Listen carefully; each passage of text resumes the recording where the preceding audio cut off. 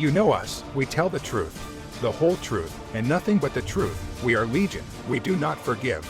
We do not forget. Expect us. We are anonymous.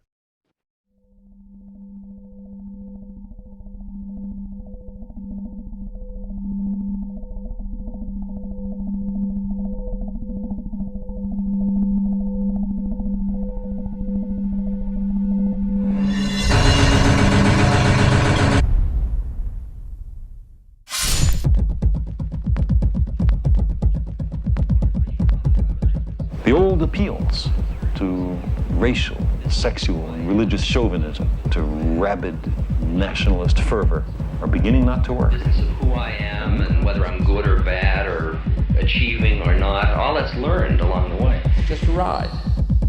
And we can change it anytime we want. It's only a choice. No effort, no work, no job, no savings of money. I realized that I had the game wrong. That the game was to find out what I already was.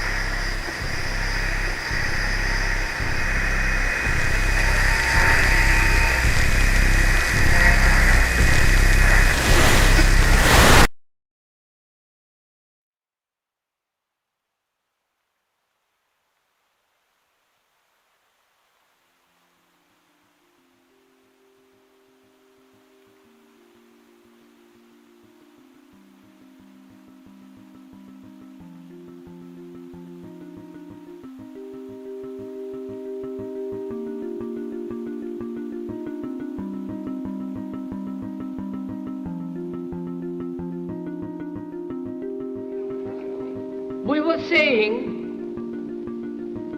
how very important it is to bring about in the human mind the radical revolution. The crisis is a crisis in consciousness, a crisis that cannot anymore accept the old norms, the old patterns, the ancient traditions. And considering what the world is now, with all their misery, conflict, destructive brutality, aggression, and so on, man is still as he was. He's still brutal, violent, aggressive, acquisitive, competitive, and he has built a society along these lines.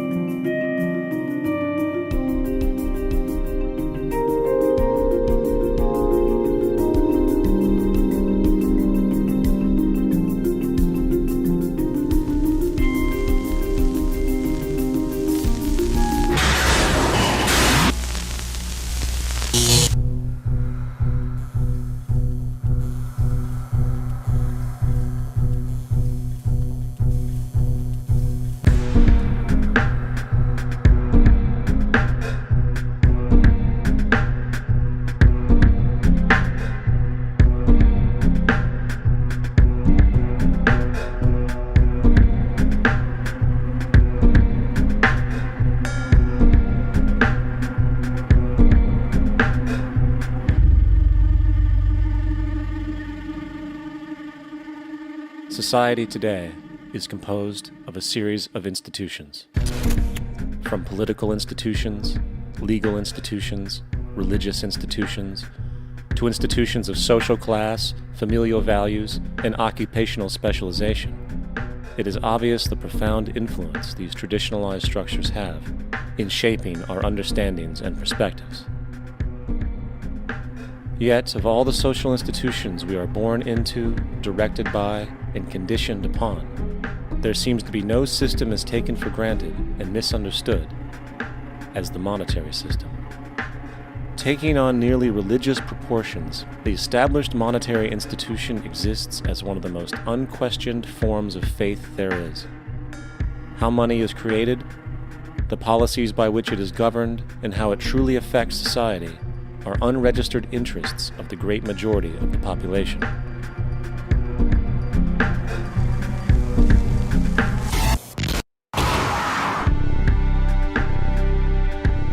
In a world where 1% of the population owns 40% of the planet's wealth, in a world where 34,000 children die every single day from poverty and preventable diseases, and where 50% of the world's population lives on less than $2 a day, one thing is clear: something is very wrong. And whether we are aware of it or not, the lifeblood of all of our established institutions, and thus society itself, is money. Therefore, understanding this institution of monetary policy is critical to understanding why our lives are the way they are. Unfortunately, economics is often viewed with confusion and boredom. Endless streams of financial jargon, coupled with intimidating mathematics, quickly deters people from attempts at understanding it. However, the fact is, the complexity associated with the financial system is a mere mask, designed to conceal one of the most socially paralyzing structures humanity has ever endured.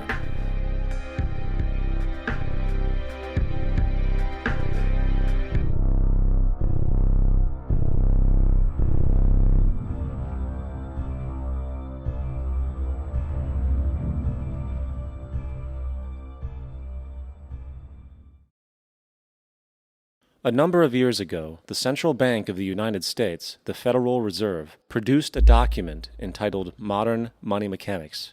This publication detailed the institutionalized practice of money creation as utilized by the Federal Reserve and the web of global commercial banks it supports. On the opening page, the document states its objective. The purpose of this booklet is to describe the basic process of money creation in a fractional reserve banking system. It then proceeds to describe this fractional reserve process through various banking terminology, a translation of which goes something like this. The United States government decides it needs some money, so it calls up the Federal Reserve and requests, say, $10 billion. The Fed replies, saying, sure, we'll buy $10 billion in government bonds from you. So the government takes some pieces of paper, paints some official-looking designs on them, and calls them treasury bonds. Then it puts a value on these bonds to the sum of $10 billion and sends them over to the Fed. In turn, the people at the Fed draw up a bunch of impressive pieces of paper themselves, only this time calling them Federal Reserve notes, also designating a value of $10 billion to the Fed. The Fed then takes these notes and trades them for the bonds. Once this exchange is complete, the government then takes the $10 billion in Federal Reserve notes and deposits it into a bank account. And upon this deposit, the paper notes officially become legal tender money, adding $10 billion to the U.S. money supply. And there it is. $10 billion in new money has been created. Of course, this example is a generalization, for, in reality, this transaction would occur electronically, with no paper used at all. In fact, only 3% of the U.S. money supply exists in physical currency. The other 97% essentially exists in computers alone. Now, government bonds are, by design, instruments of debt, and when the Fed purchases these bonds, with money it essentially created out of thin air, the government is actually promising to pay back that money to the Fed. In other words, the money was created out of debt. This mind-numbing paradox of how money or value can be created out of debt or a liability will become more clear as we further this exercise. So, the exchange has been made and now $10 billion sits in a commercial bank account. Here's where it gets really interesting. For as based on the fractional reserve practice, that $10 billion deposit instantly becomes part of the bank's reserves, just as all deposits do. And regarding reserve requirements, as stated in modern money mechanics, a bank must maintain legally required reserves equal to a prescribed percentage of its deposits. It then quantifies this by stating, under current regulations, the reserve requirement against most transaction accounts is 10%. This means that with a $10 billion deposit, 10%, or $1 billion, is held as the required reserve, while the other $9 billion is considered an excessive reserve and can be used as the basis for new loans. Now, it is logical to assume that this $9 billion is literally coming out of the existing $10 billion deposit. However, this is actually not the case. What really happens is that the $9 billion is simply created out of thin air on top of the existing $10 billion deposit. This is how the money supply is expanded. As stated in modern money mechanics, of course they, the banks, do not really pay out loans from the money they receive as deposits. If they did this, no additional money would be created. What they do when they make loans is to accept promissory notes, loan contracts, in exchange for credits, money, to the borrower's transaction accounts. In other words, the $9 billion can be created out of nothing simply because there is a demand for such a loan and that there is a $10 billion deposit to satisfy the reserve requirements. Now, let's assume that somebody walks into this bank and borrows the newly available $9 billion. They will then most likely take that money and deposit it into their own bank account. The process then repeats, for that deposit becomes part of the bank's reserves. 10% is isolated, and in turn 90% of the $9 billion, or $8.1 billion, is now available as newly created money for more loans. And, of course, that 8.1 can be loaned out and redeposited, creating an additional 7.2 billion, to 6.5 billion, to 5.9 billion, etc. This deposit money creation loan cycle can technically go on to infinity. The average mathematical result is that about $90 billion can be created on top of the original $10 billion. In other words, for every deposit that ever occurs in the banking system, about 9 times that amount can be created out of thin air. Money jitters. Ask the obliging Bank of America for a jar of soothing instant money, M-O-N-E-Y, in the form of a convenient personal loan. So, now that we understand how money is created by this fractional reserve banking system, a logical yet elusive question might come to mind. What is actually giving this newly created money value? The answer? The money that already exists. The new money essentially steals value from the existing money supply. For the total pool of money is being increased irrespective to demand for goods and services. And as supply and demand finds equilibrium, prices rise, diminishing the purchasing power of each individual dollar. This is generally referred to as inflation, and inflation is essentially a hidden tax on the public. What is the advice that you generally get? And that is inflate the currency. They don't say debase the currency. They don't say devalue the currency. They don't say cheat the people who are saved. They say lower the interest rates. The real deception is when we distort the value of money. When we create money out of thin air, we have no savings, and yet there's so-called capital. So my question boils down to this: how in the world can we expect to solve the problems of inflation, that is, the increase in the supply of money, with more inflation? Of course, it can't. The fractional reserve system of monetary expansion is inherently inflationary. For the act of expanding the money supply without there being a proportional expansion of goods and services in the economy will always debase a currency. In fact, a quick glance at the historical values of the US dollar versus the money supply reflects this point definitively, for the inverse relationship is obvious. $1 in 1913 required $21.60 in 2007 to match value. That is a 96% devaluation since the Federal Reserve came into existence. Now, if this reality of inherent and perpetual inflation seems absurd and economically self-defeating, hold that thought, for absurdity is an understatement in regard to how our financial system really operates. For in our financial system, money is debt, and debt is money. Here is a chart of the U.S. money supply from 1950 to 2006. Here is a chart of the U.S. national debt for the same period. How interesting it is that the trends are virtually the same. For the more money there is, the more debt there is. The more debt there is, the more money there is.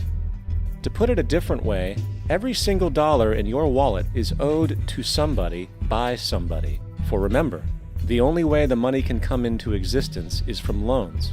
Therefore, if everyone in the country were able to pay off all debts, including the government, there would not be $1 in circulation.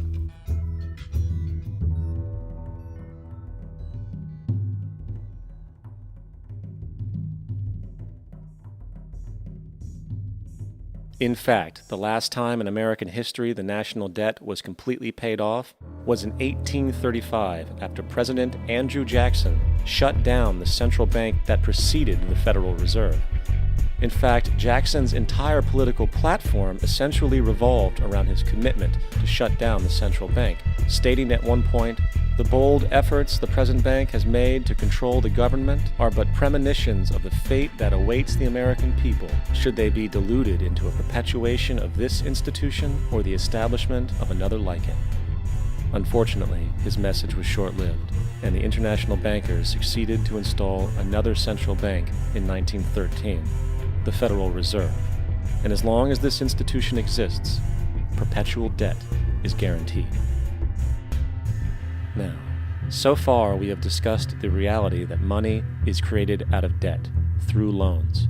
These loans are based on a bank's reserves, and reserves are derived from deposits. And through this fractional reserve system, any one deposit can create 9 times its original value, in turn debasing the existing money supply, raising prices in society. And since all this money is created out of debt and circulated randomly through commerce, people become detached from their original debt, and a disequilibrium exists where people are forced to compete for labor in order to pool enough money out of the money supply to cover their costs of living. As dysfunctional and backwards as all of this might seem, there is still one thing we have omitted from this equation. And it is this element of the structure which reveals the truly fraudulent nature of the system itself: the application of interest. When the government borrows money from the Fed, or when a person borrows money from a bank, it almost always has to be paid back with accrued interest. In other words, almost every single dollar that exists must be eventually returned to a bank with interest paid as well. But if all money is borrowed from the central bank and is expanded by commercial banks through loans, only what would be referred to as the principal is being created in the money supply. So then, where is the money to cover all of the interest that is charged? Nowhere. It doesn't exist. The ramifications of this are staggering, for the amount of money owed back to the banks will always exceed the amount of money that is available in circulation. This is why inflation is a constant in the economy, for new money is always needed to help cover the perpetual deficit built into the system, caused by the need to pay the interest. What this also means is that mathematically, defaults and bankruptcy are literally built into the system, and there will always be poor pockets of society that get the short end of the stick. An analogy would be a game of musical chairs, for once the music stops, somebody is left out to dry. And that's the point. It invariably transfers true wealth from the individual to the banks. For if you are unable to pay for your mortgage, they will take your property. This is particularly enraging when you realize that not only is such a default inevitable due to the fractional reserve practice, but also because of the fact that the money that the bank loaned to you didn't even legally exist in the first place. In 1969, there was a Minnesota court case involving a man named Jerome Daley, who was challenging the foreclosure of his home by the bank which provided the loan to purchase it. His argument was that the mortgage contract required both parties, being he and the bank, each put up a legitimate form of property for the exchange. In legal language, this is called consideration.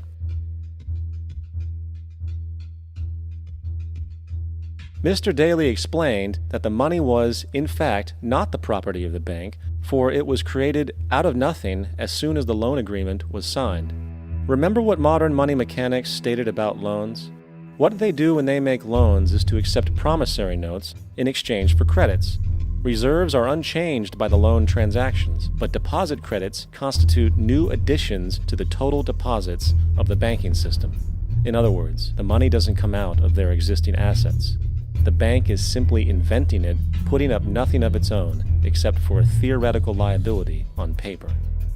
As the court case progressed, the bank's president, Mr. Morgan, took the stand, and in the judge's personal memorandum, he recalled that the plaintiff, bank's president, admitted that, in combination with the Federal Reserve Bank, did create the money and credit upon its books by bookkeeping entry. The money and credit first came into existence when they created it. Mr. Morgan admitted that no United States law or statute existed which gave him the right to do this. A lawful consideration must exist and be tendered to support the note. The jury found that there was no lawful consideration, and I agree. He also poetically added, "Only God can create something of value out of nothing." And upon this revelation, the court rejected the bank's claim for foreclosure, and Daly kept his home. The implications of this court decision are immense.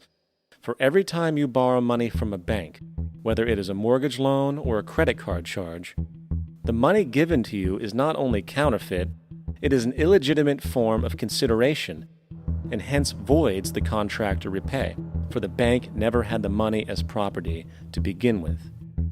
Unfortunately, such legal realizations are suppressed and ignored, and the game of perpetual wealth transfer and perpetual debt continues. And this brings us to the ultimate question: why? During the American Civil War, President Lincoln bypassed the high-interest loans offered by the European banks and decided to do what the Founding Fathers advocated, which was to create an independent and inherently debt-free currency. It was called the greenback. Shortly after this measure was taken, an internal document circulated between private British and American banking interests stated, "Slavery is but the owning of labor and carries with it the care of laborers, while the European plan is that capital shall control labor by controlling wages. This can be done by controlling the money. It will not do to allow the greenback, as we cannot control that."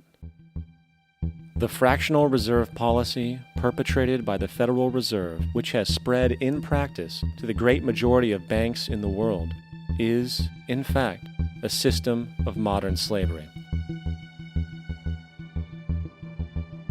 Think about it.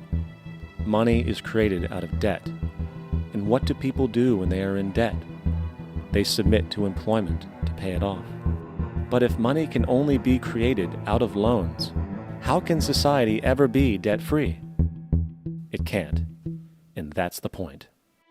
And it is the fear of losing assets coupled with the struggle to keep up with the perpetual debt and inflation inherent in the system, compounded by the inescapable scarcity within the money supply itself, created by the interest that can never be repaid, that keeps the wage slave in line, running on the hamster wheel with millions of others, in effect powering an empire that truly benefits only the elite at the top of the pyramid. For, at the end of the day, who are you really working for? The banks. Money is created in a bank and invariably ends up in a bank. They are the true masters, along with the corporations and governments they support.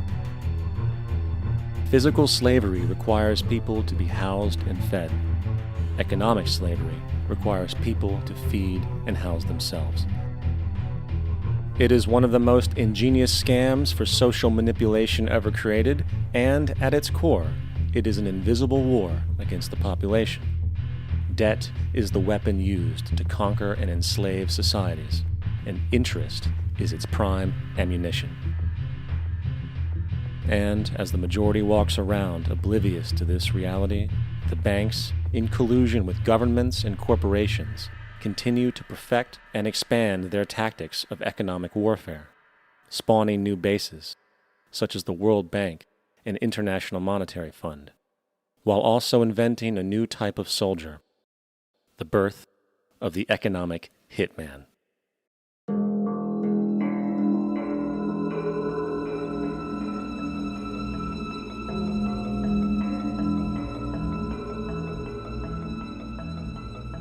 We economic hitmen really have been the ones responsible for creating this first truly global empire.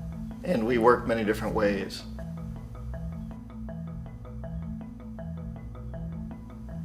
But perhaps the most common is that we will identify a country that has resources our corporations covet, like oil, and then arrange a huge loan to that country from the World Bank or one of its sister organizations.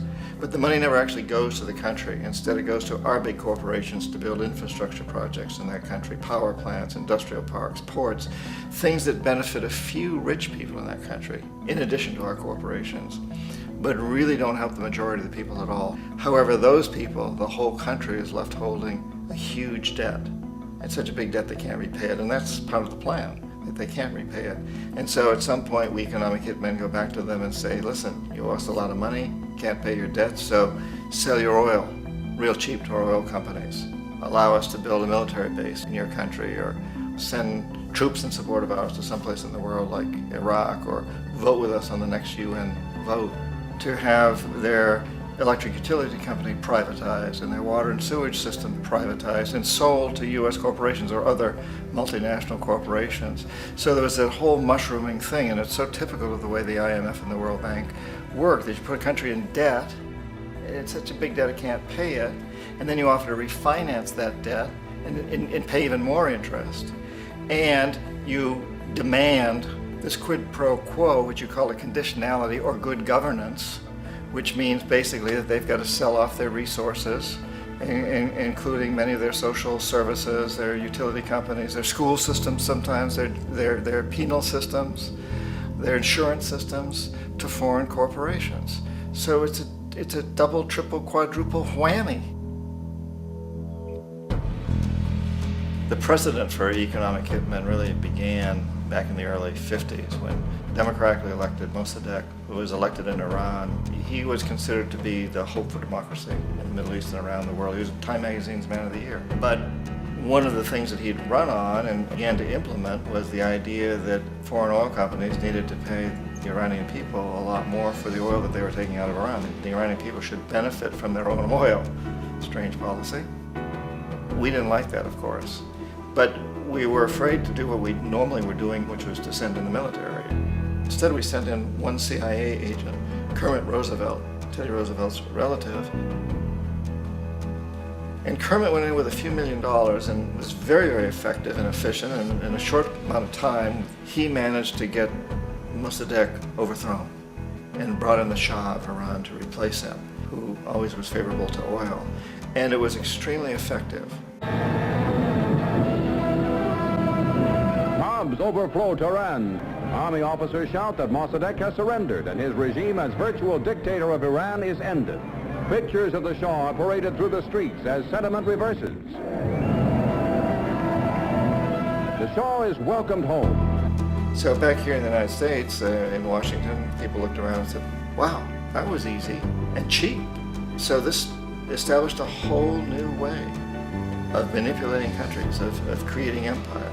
The only problem with Roosevelt was that he was a card-carrying CIA agent, and had he been caught, the ramifications could have been pretty serious. So very quickly at that point, the decision was made to use private consultants to channel the money through the World Bank or the IMF or one of the other such agencies, to bring in people like me who worked for private companies, so that if we got caught, there would be no governmental ramifications.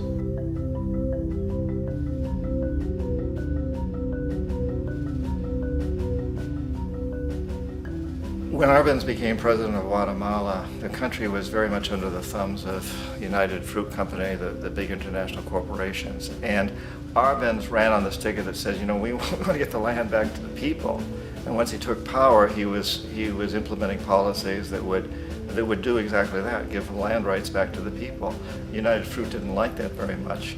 And so they hired a public relations firm, launched a huge campaign in the United States to convince the United States people, the citizens of the United States, and the press of the United States, and the Congress of the United States, that Arbenz was a Soviet puppet, and that if we allowed him to stay in power, the Soviets would have a foothold in this hemisphere. And that, at that point in time, was a huge fear on everybody's mind, the Red Terror, the Communist terror. And so, to make a long story short, out of this public relations campaign came a commitment on the part of the CIA and the military to take this man out. And in fact, we did. We sent in planes, we sent in soldiers, we sent in jackals, we sent everything in to take him out, and did take him out. And as soon as he was removed from office, the new guy that took over after him basically reinstated everything to the big international corporations, including United Fruit.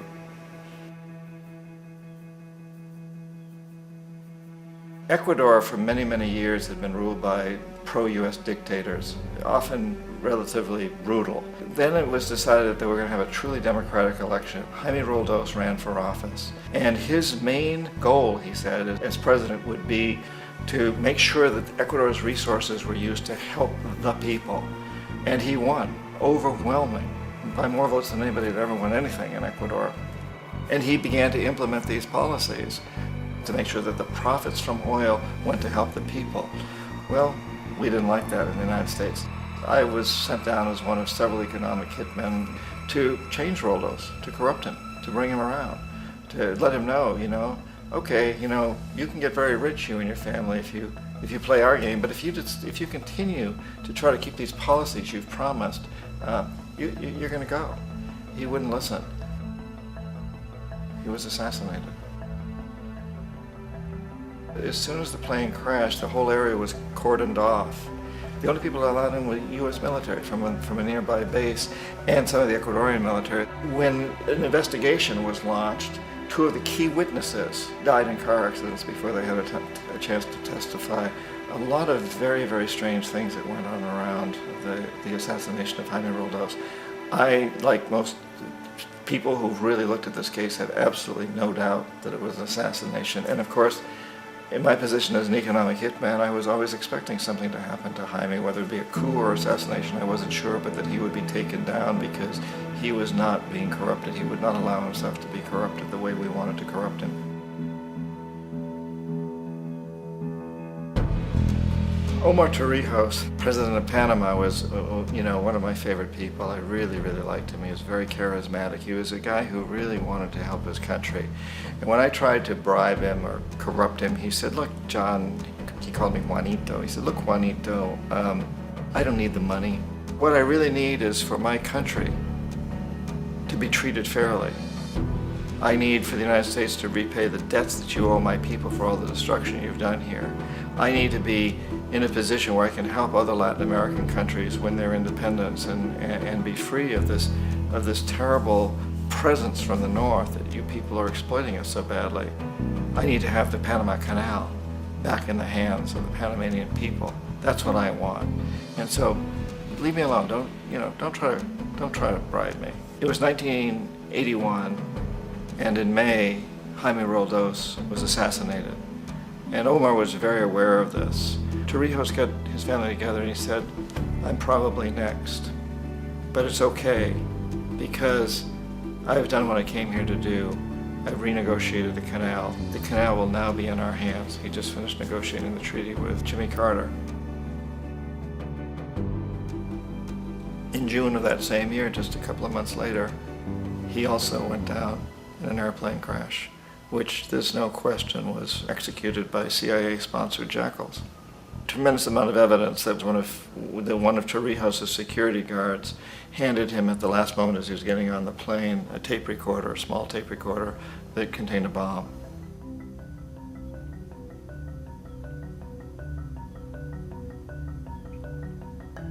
It is interesting to me how this system has continued pretty much the same way for years and years and years, except the economic hitmen have got better and better and better. Then we come up with, very recently, what happened in Venezuela.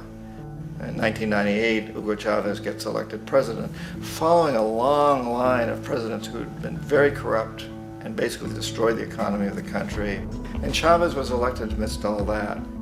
Chavez stood up to the United States, and he's done it primarily demanding that Venezuelan oil be used to help the Venezuelan people. Well, we didn't like that in the United States. So in 2002, a coup was staged, which there's no question in my mind, and most other people's minds, that the CIA was behind that coup.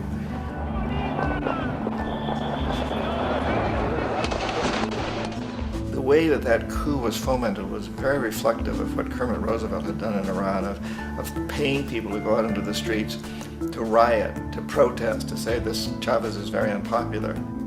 You know, if you can get a few thousand people to do that, television can make it look like it's the whole country, and things start to mushroom.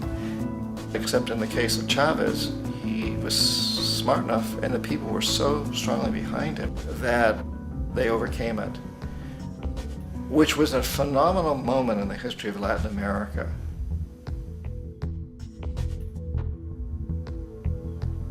Iraq actually is a perfect example of the way the whole system works. So we economic hitmen are the first line of defense. We go in and we try to corrupt governments and get them to accept these huge loans, which we then use as leverage to basically own them. If we fail, as I failed in Panama with Omar Torrijos and in Ecuador with Jaime Roldos, men who refuse to be corrupted, then the second line of defense is we send in the jackals. And the jackals either overthrow governments or they assassinate. And once that happens and a new government comes in, and boy, it's going to toe the line, because the new president knows what will happen if he doesn't. In the case of Iraq, both of those things failed. Economic hitmen were not able to get through to Saddam Hussein. We tried very hard. We tried to get him to accept a deal very similar to what the House of Saud had accepted in Saudi Arabia, but he wouldn't accept it. And so the jackals went in to take him out. They couldn't do it. His security was very good. After all, he had one time worked for the CIA. He'd been hired to assassinate a former president of Iraq and failed, but he knew the system. So in '91, we send in the troops and we take out the Iraqi military. So we assume at that point that Saddam Hussein is going to come around. We could have taken him out, of course, at that time, but we didn't want to. He's the kind of strong man we like. He controls his people. We thought he could control the Kurds and keep the Iranians in their border and keep pumping oil for us. And then once we took out his military, now he's going to come around. So the economic hitmen go back in the 90s without success. If they'd had success, he'd still be running the country. We'd be selling him all the fighter jets he wants and everything else he wants. But they couldn't. They didn't have success. The jackals couldn't take him out again. So we sent the military in once again, and this time we did the complete job and took him out, and in the process created for ourselves some very, very lucrative construction deals. We had to reconstruct a country that we'd essentially destroyed, which is a pretty good deal if you own construction companies, big ones. So, you know, Iraq shows the three stages. The economic hitmen failed there, the jackals failed there, and as a final measure, the military goes in.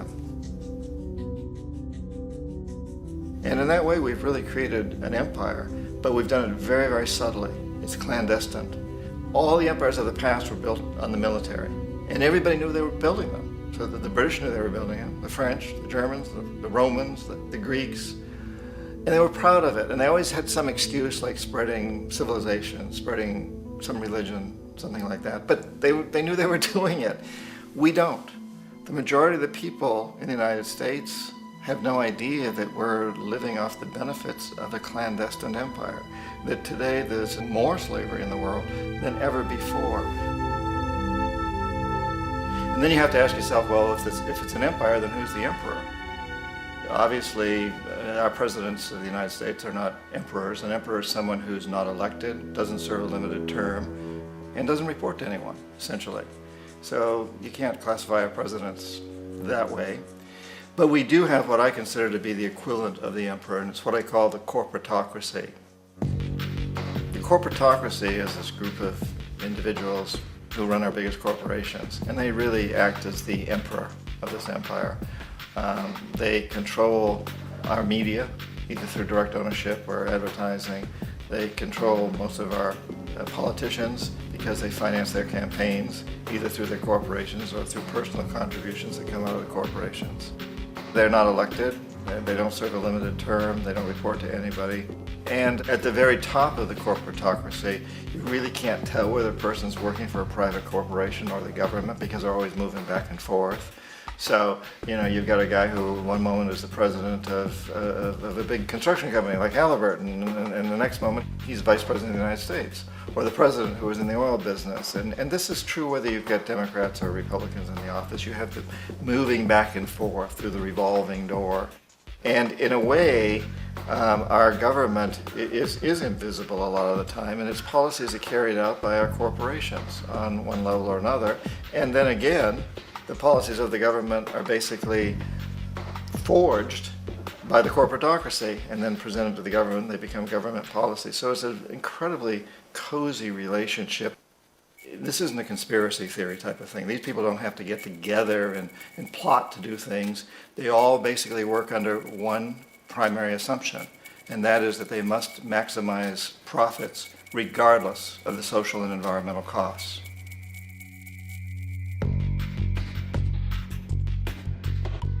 This process of manipulation by the corporatocracy through the use of debt, bribery, and political overthrow is called globalization.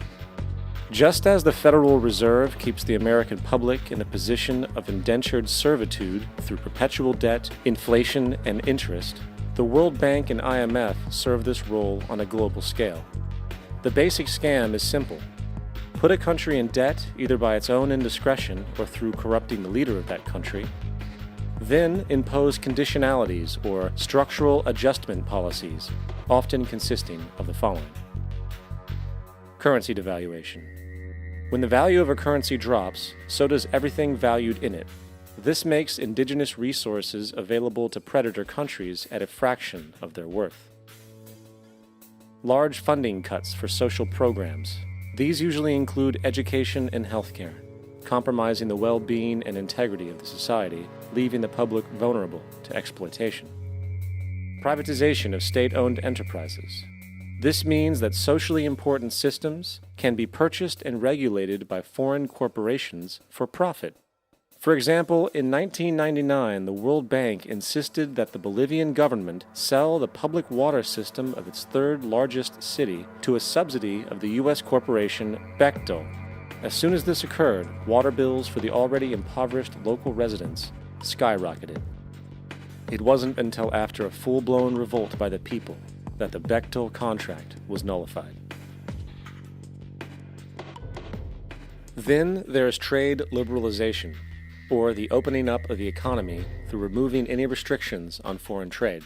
This allows for a number of abusive economic manifestations, such as transnational corporations bringing in their own mass-produced products, undercutting the indigenous production and ruining local economies. An example is Jamaica, which, after accepting loans and conditionalities from the World Bank, lost its largest cash crop markets due to competition with Western imports. Today, countless farmers are out of work, for they are unable to compete with the large corporations. Another variation is the creation of numerous seemingly unnoticed, unregulated, inhumane sweatshop factories, which take advantage of the imposed economic hardship. Additionally, due to production deregulation, environmental destruction is perpetual, as a country's resources are often exploited by the indifferent corporations while outputting large amounts of deliberate pollution. The largest environmental lawsuit in the history of the world today is being brought on behalf of 30,000 Ecuadorian Amazonian people against Texaco, which is now owned by Chevron. So today it's against Chevron, but for activities conducted by Texaco. Estimated to be more than 18 times what the Exxon Valdez dumped into the coast of Alaska. In the case of Ecuador, it wasn't an accident. The oil companies did it intentionally. They knew they were doing it to save money out there rather than arranging for proper disposal. Furthermore, a cursory glance at the performance record of the World Bank reveals that the institution, which publicly claims to help poor countries develop and alleviate poverty, has done nothing but increase poverty and the wealth gap, while corporate profits soar. In 1960, the income gap between the fifth of the world's people in the richest countries versus the fifth in the poorest countries was 30 to 1. By 1998, it was 74 to 1. While global GNP rose 40% between 1970 and 1985, those in poverty actually increased by 17%. While from 1985 to 2000, those living on less than $1 a day increased by 18%. Even the Joint Economic Committee of the U.S. Congress admitted that there is a mere 40% success rate of all World Bank projects. In the late 1960s, the World Bank intervened in Ecuador with large loans. During the next 30 years, poverty grew from 50% to 70%. Under or unemployment grew from 15 to 70%. Public debt increased from $240 million to $16 billion, while the share of resources allocated to the poor went from 20% to 6%. In fact, by the year 2000, 50% of Ecuador's national budget had to be allocated for paying its debts. It is important to understand the World Bank is, in fact, a U.S. bank, supporting U.S. interests, for the United States holds veto power over decisions, as it is the largest provider of capital. And where did it get this money? You guessed it, it made it out of thin air through the fractional-reserve banking system. Of the world's top 100 economies, as based on annual GDP, 51 are corporations, and 47 of that 51 are U.S.-based. Walmart, General Motors, and Exxon are more economically powerful than Saudi Arabia, Poland, Norway, South Africa, Finland, Indonesia, and many others. And as protective trade barriers are broken down, currencies tossed together and manipulated in floating markets, and state economies overturned in favor of open competition and global capitalism, the empire expands. You get up on your little 21-inch screen and howl about America and democracy. There is no America. There is no democracy. There is only IBM and ITT and AT&T and DuPont, Dow, Union Carbide, and Exxon. Those are the nations of the world today. What do you think the Russians talk about in their councils of state? Karl Marx? They get out their linear programming charts, statistical decision theories, Minimax solutions, and compute the price-cost probabilities of their transactions and investments, just like we do. We no longer live in a world of nations and ideologies, Mr. Beale. The world is a college of corporations, inexorably determined by the immutable bylaws of business. The world is a business, Mr. Beale.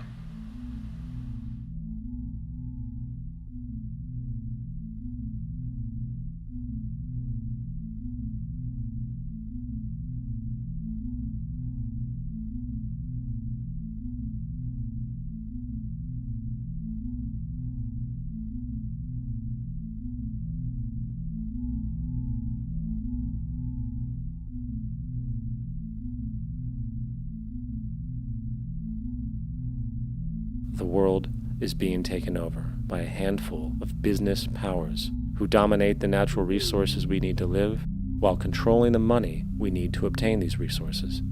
The end result will be world monopoly, based not on human life, but financial and corporate power.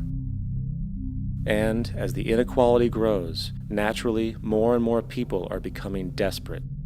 So the establishment was forced to come up with a new way to deal with anyone who challenges the system. So they gave birth to the terrorist. The term terrorist is an empty distinction, designed for any person or group who chooses to challenge the establishment. This isn't to be confused with the fictional Al-Qaeda, which was actually the name of a computer database for the US-supported Mujahideen in the 1980s.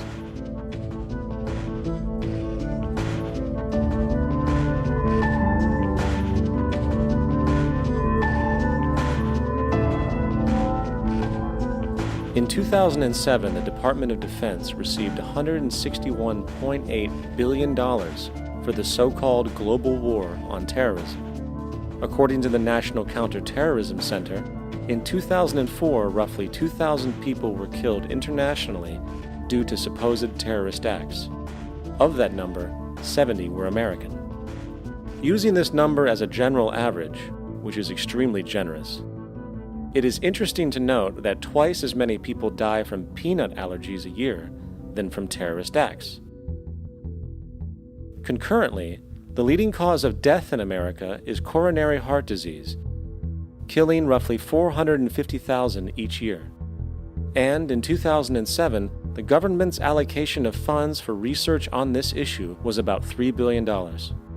This means that the U.S. government in 2007 spent 54 times the amount for preventing terrorism than it spent for preventing a disease which kills 6,600 times more people annually than terrorism does. Yet, as the name terrorism and Al-Qaeda are arbitrarily stamped on every news report relating to any action taken against U.S. interests, the myth grows wider. In mid-2008, the U.S. Attorney General actually proposed that the U.S. Congress officially declare war against the fantasy. Not to mention, as of July 2008, there are now over 1 million people currently on the U.S. terrorist watch list.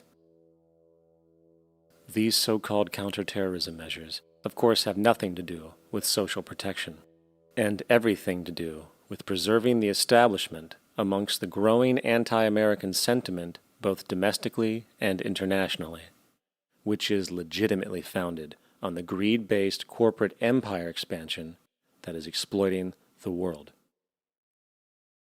The true terrorists of our world do not meet at the docks at midnight or scream Allah Akbar before some violent action. The true terrorists of our world wear $5,000 suits and work in the highest positions of finance, government, and business.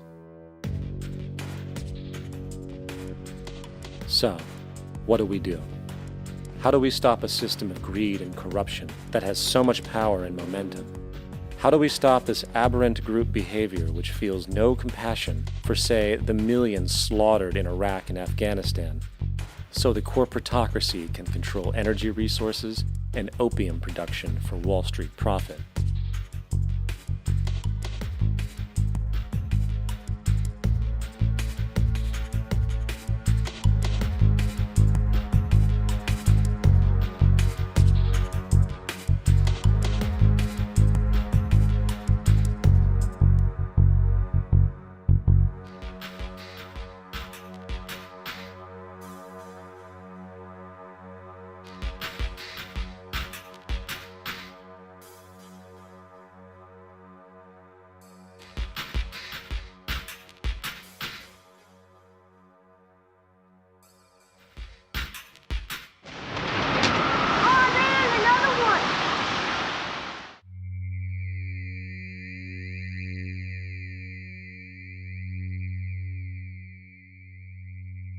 How do we stop a system of greed and corruption that condemns poor populations to sweatshop slavery for the benefit of Madison Avenue?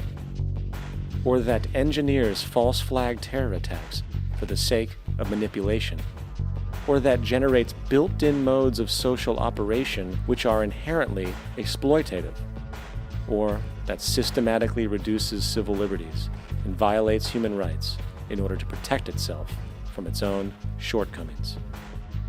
How do we deal with the numerous covert institutions, such as the Council on Foreign Relations, the Trilateral Commission, and the Bilderberg Group, and other undemocratically elected groups which, behind closed doors, collude to control the political, financial, social, and environmental elements of our lives? In order to find the answer, we must first find the true underlying cause. For the fact is, the selfish, corrupt, power, and profit-based groups are not the true source of the problem. They are symptoms.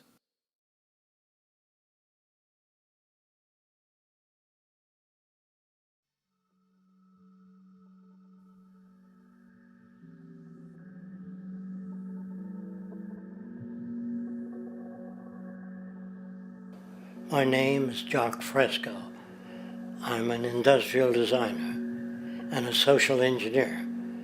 I'm very much interested in society, in developing a system that might be sustainable for all people. First of all, the word corruption is a monetary invention. That aberrant behavior that's disruptive to the well-being of people, while you're dealing with human behavior. And human behavior appears to be environmentally determined, meaning if you were raised by the Seminole Indians as a baby, never saw anything else, you'd hold that value system. And this goes for nations, it goes for individuals, for families. They try to indoctrinate their children to their particular faith and their country and make them feel like they're part of that. And they build a society which they call established. They establish a workable point of view and tend to perpetuate that, whereas all societies are really emergent, not established. And so they fight new ideas that would interfere with the establishment. Governments try to perpetuate that which keeps them in power. People are not elected to political office to change things. They're put there to keep things the way they are. So you see, the basis of corruption is in our society. Let me make it clear. All nations, then, are basically corrupt because they tend to uphold existing institutions.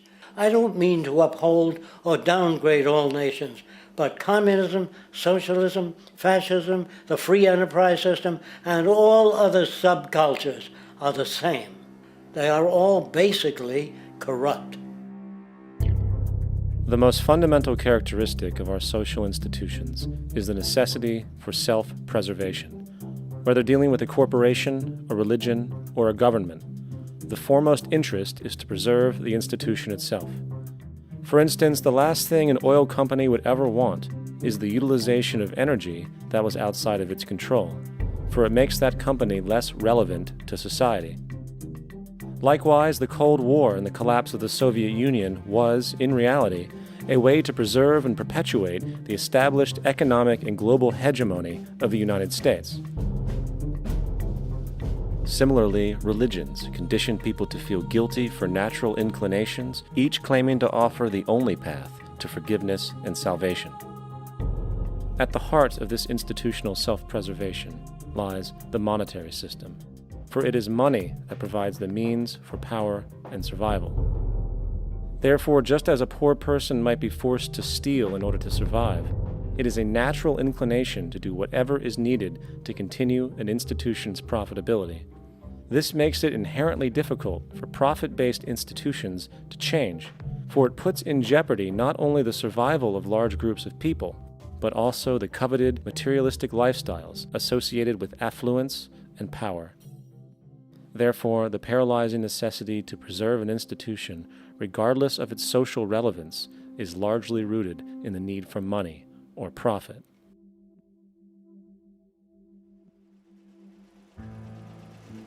What's in it for me is why people think. And so if a man makes money selling a certain product, naturally he's going to fight the existence of another product that may threaten his institution. Therefore, people cannot be fair, and people do not trust each other. A guy will come over to you and say, I got just the house you're looking for. He's a salesman. When a doctor says, I think your kidney has to come out, I don't know if he's trying to pay off a yacht or whether my kidney has to come out. It's hard in a monetary system to trust people. If you came into my store and I said, this lamp that I've got is pretty good, but the lamp next door is much better, I wouldn't be in business very long. It wouldn't work. If I were ethical, it wouldn't work. So when you say industry cares for people, that's not true. They can't afford to be ethical. So your system is not designed to serve the well-being of people. If you still don't understand that, there would be no outsourcing of jobs if they cared about people. Industry does not care. They only hire people because it hasn't been automated yet. So don't talk about decency and ethics. We cannot afford it and remain in business. It is important to point out that regardless of the social system, whether fascist, socialist, capitalist, or communist, the underlying mechanism is still money, labor, and competition. Communist China is no less capitalistic than the United States. The only difference is the degree by which the state intervenes in enterprise. The reality is that monetaryism, so to speak, is the true mechanism that guides the interests of all the countries on the planet. The most aggressive and hence dominant variation of this monetaryism is the free enterprise system. The fundamental perspective, as put forth by early free market economists like Adam Smith, is that self-interest in competition leads to social prosperity, as the act of competition creates incentive, which motivates people to persevere. However, what isn't talked about is how a competition-based economy invariably leads to strategic corruption, power and wealth consolidation, social stratification, technological paralysis, labor abuse, and, ultimately, a covert form of government dictatorship by the rich elite. The word corruption is often defined as moral perversion. If a company dumps toxic waste into the ocean to save money, most people recognize this as corrupt behavior. On a more subtle level, when Walmart moves into a small town and forces small businesses to shut down for they are unable to compete, a gray area emerges. For what exactly is Walmart doing wrong? Why should they care about mom-and-pop organizations they destroy? Yet, even more subtly, when a person gets fired from their job because a new machine has been created which can do the work for less money, people tend to just accept that as the way it is, not seeing the inherent, corrupt inhumanity of such an action. Because the fact is, whether it is dumping toxic waste, having a monopoly enterprise, or downsizing the workforce, the motive is the same: profit. They are all different degrees of the same self-preserving mechanism, which always puts the well-being of people second to monetary gain. Therefore, corruption is not some byproduct of monetaryism. It is the very foundation. And while most people acknowledge this tendency on one level or another, the majority remains naive as to the broad ramifications of having such a selfish mechanism as the guiding mentality in society.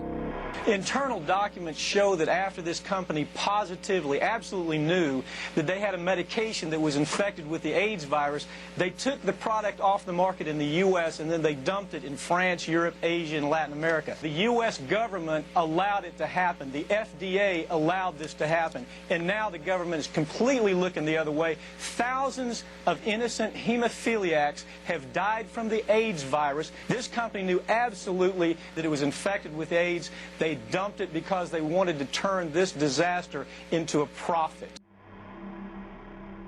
So you see, you have built-in corruption. We're all chiseling off each other, and you can't expect decency in that sort of thing. And feeling that, they don't know who to elect. They think in terms of a democracy, which is not possible in a monetary-based economy. If you have more money to advertise your position, the position you desire in government, that isn't a democracy. It serves those in positions of differential advantage. So it's always a dictatorship of the elitists, the financially wealthy.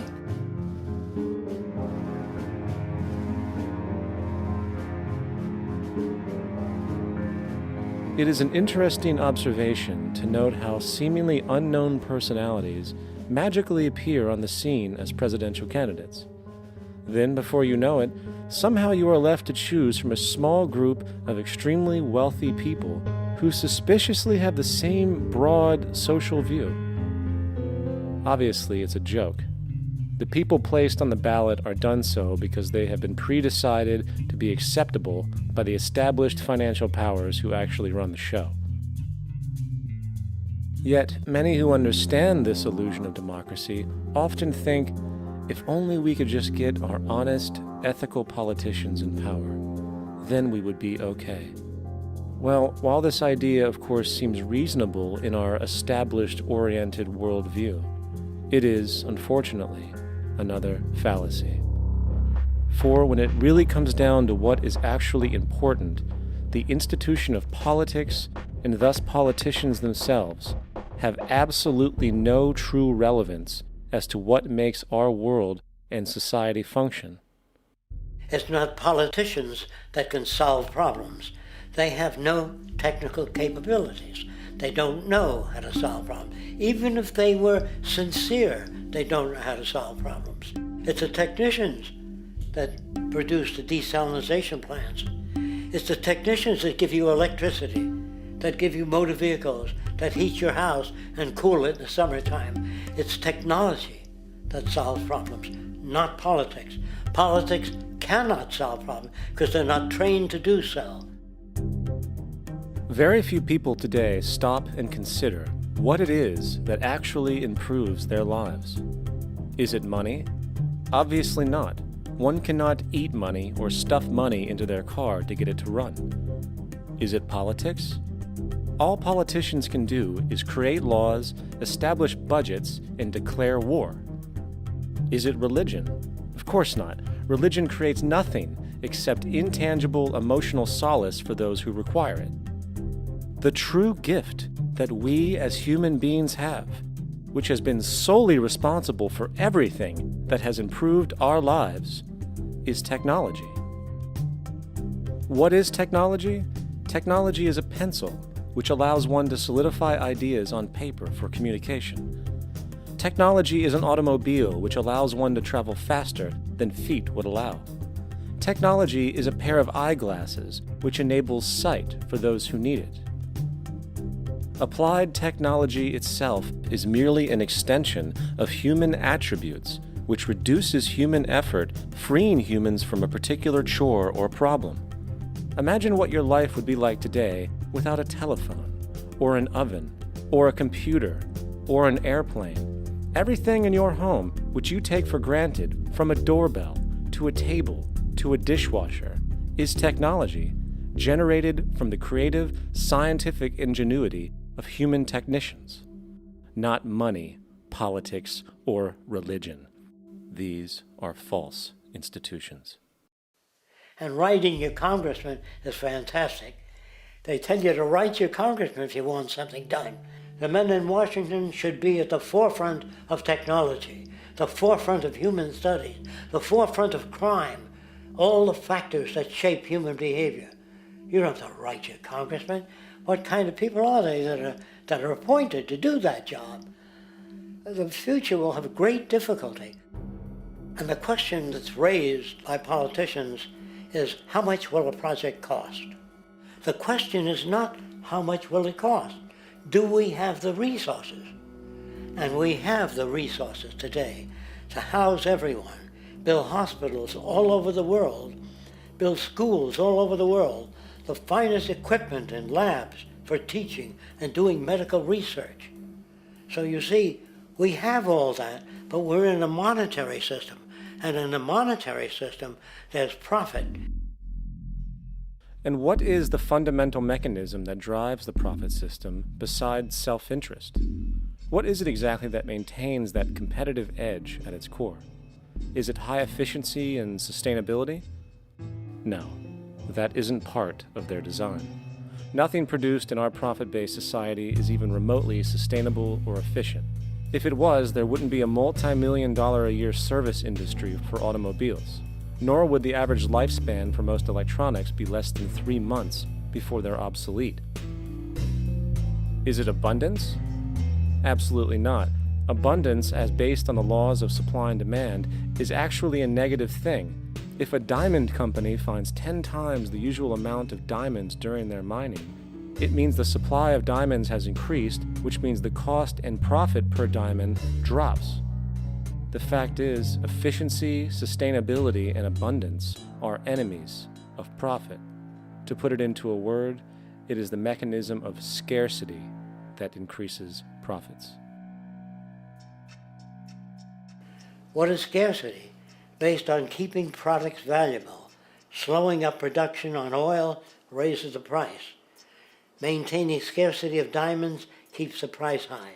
They burn diamonds at the Kimberley diamond mines. They're made of carbon. That keeps the price up. So then, what does it mean for society when scarcity, either produced naturally or through manipulation, is a beneficial condition for industry?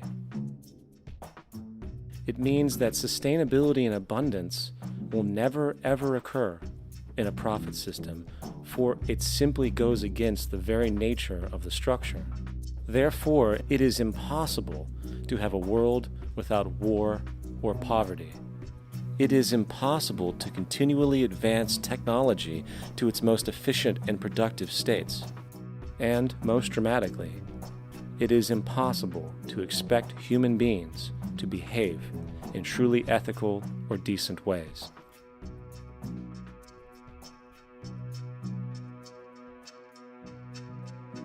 People use the word instinct because they can't account for the behavior. They sit back and they evaluate with their lack of knowledge, and they say things like, humans are built a certain way, greed is a natural thing, as though they've worked for years on it, and it's no more natural than wearing clothing. What we want to do is to eliminate the causes of the problems, eliminate the processes that produce greed and bigotry and prejudice and people taking advantage of one another and elitism, eliminating the need for prisons and welfare. We have always had these problems because we have always lived within scarcity and barter and monetary systems that produce scarcity. If you eradicate the conditions that generate what you call socially offensive behavior, it does not exist. The guy said, well, isn't that inborn? No, it's not. There is no human nature. There's human behavior, and that's always been changed throughout history. You're not born with bigotry and greed and corruption and hatred. You pick that up within the society. War, poverty, corruption, hunger, misery, human suffering will not change in a monetary system. That is, there'll be very little significant change. It's going to take the redesign of our culture, our values, and it has to be related to the carrying capacity of the earth, not some human opinion or some politician's notions of the way the world ought to be, or some religious notions of the conduct of human affairs. And that's what the Venus Project is about.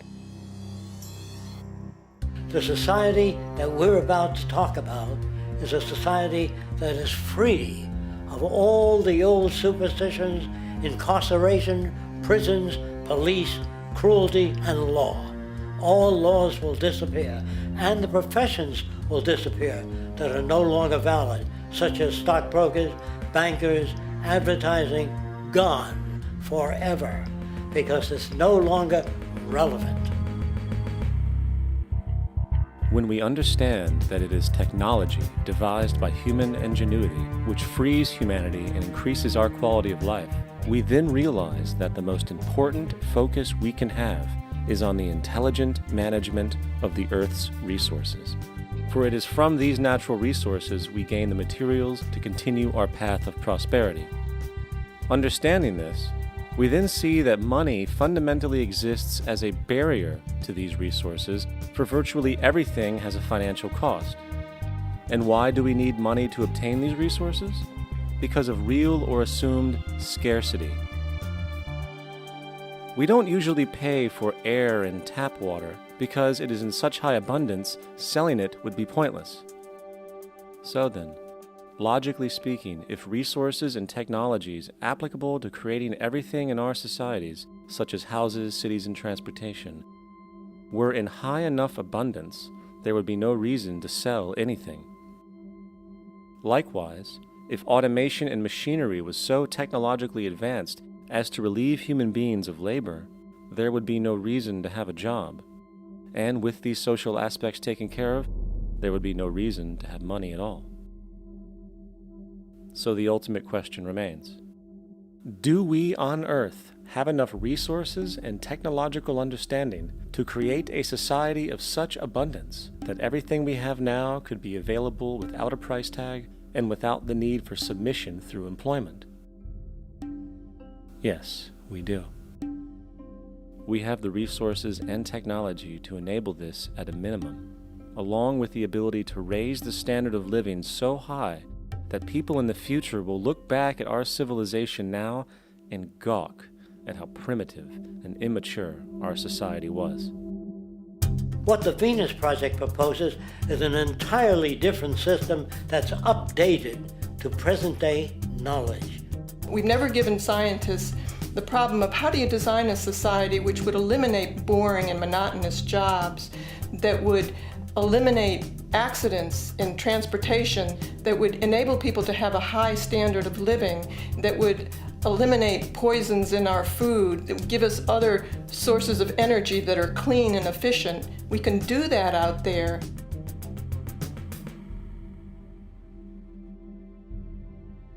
The major difference between a resource-based economy and a monetary system is that a resource-based economy is really concerned with people and their well-being, where a monetary system has become so distorted that the concerns of the people are really secondary, if they're there at all.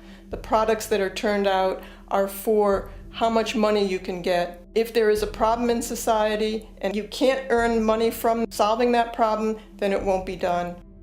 The resource-based economy is really not close to anything that's been tried.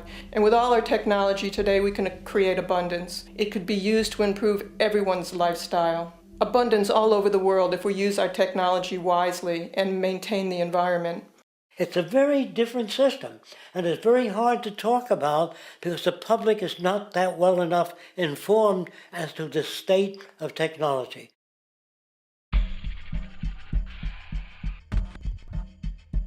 At present, we don't have to burn fossil fuels. We don't have to use anything that would contaminate the environment. There are many sources of energy available. Alternative energy solutions pushed by the establishment, such as hydrogen, biomass, and even nuclear, are highly insufficient, dangerous, and exist only to perpetuate the profit structure that industry has created. When we look beyond the propaganda and self-serving solutions put forth by the energy companies, we find a seemingly endless stream of clean, abundant, and renewable energy for generating power. Solar and wind energy are well known to the public, but the true potential of these mediums remains unexpressed. Solar energy, derived from the sun, has such abundance that 1 hour of light at high noon contains more energy than what the entire world consumes in a year. If we could capture 1/100% of this energy, the world would never have to use oil, gas, or anything else. The question then is not availability, but the technology to harness it. And there are many advanced mediums today which could accomplish just that, if they were not hindered by the need to compete for market share with the established energy power structures. Then there's wind energy. Wind energy has long been denounced as weak, and due to being location-driven, impractical. This is simply not true. The U.S. Department of Energy admitted in 2007 that if wind was fully harvested in just 3 of America's 50 states, it could power the entire nation. And then there are the rather unknown mediums of tidal and wave power. Tidal power is derived from tidal shifts in the ocean. Installing turbines which capture this movement generates energy. In the United Kingdom, 42 sites are currently noted as available, forecasting that 34% of all the UK's energy could come from tidal power alone. Wave power, which extracts energy from the surface motions of the ocean, is estimated to have a global potential of up to 80,000 terawatt-hours a year. This means 50% of the entire planet's energy usage could be produced from this medium alone. Now, it is important to point out that tidal, wave, solar, and wind power requires virtually no preliminary energy to harness, unlike coal, oil, gas, biomass, hydrogen, and all the others. In combination, these 4 mediums alone if efficiently harnessed through technology, could power the world forever. That being said, there happens to be another form of clean, renewable energy which trumps them all: geothermal power. Geothermal energy utilizes what is called heat mining, which, through a simple process using water, is able to generate massive amounts of clean energy. In 2006, an MIT report on geothermal energy found that 13,000 zettajoules of power are currently available in the Earth, with the possibility of 2,000 zettajoules being easily tappable with improved technology. The total energy consumption of all the countries on the planet is about half of a zettajoule a year. This means about 4,000 years of planetary power could be harnessed in this medium alone.